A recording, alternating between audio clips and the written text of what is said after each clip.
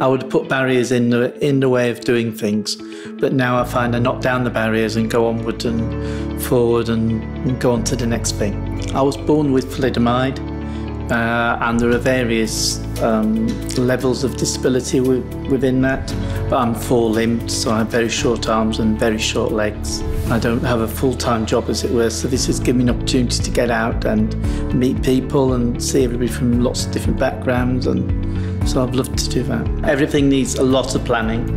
I did have worries that maybe it would be a barrier to do volunteering. Once I enrolled, I found that everybody was very opening and welcoming, so I realised that I'd be able to fit my lifestyle in with the City of Culture volunteer scheme would work very, very well. So I've done various roles. I've worked at the railway station at the information centre, which is called the Pod, and that's where people come off the trains and buses, and we give them information on what's all going on during the week during the days of their stays and where they can go.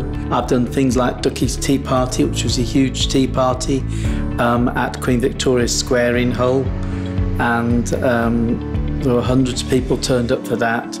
Generally, I've had very few people who have seen the chair. More people have seen the shirt, but equally I think they have seen the chair and the shirt together, and so the thanks you get are more of a thanks than maybe you'll get people come and say, well done, congratulations on doing what you're doing, but not only because I'm disabled but also because I'm a volunteer, so the two intertwine. It's a marvellous experience because all the volunteers are really a family, really. There is a camaraderie amongst the volunteers, and they'll look out for you and make sure that you're okay.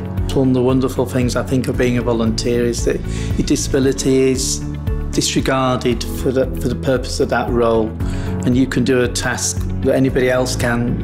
You know, I feel pleased that I've volunteered, but also it does show that what you can do, what somebody with a disability is able to do if given the chance and the opportunity. I thought 100 hours was going to be really pushing it. So to think I've managed to do that, and with all the planning involved, will be quite an achievement at the end. It certainly made me, I think, more positive. I feel I've overcome obstacles in my everyday life and realise that I can break down those obstacles into smaller chunks, and that's mean that I'm able to go forward and do things that I wouldn't have thought possible for me to do.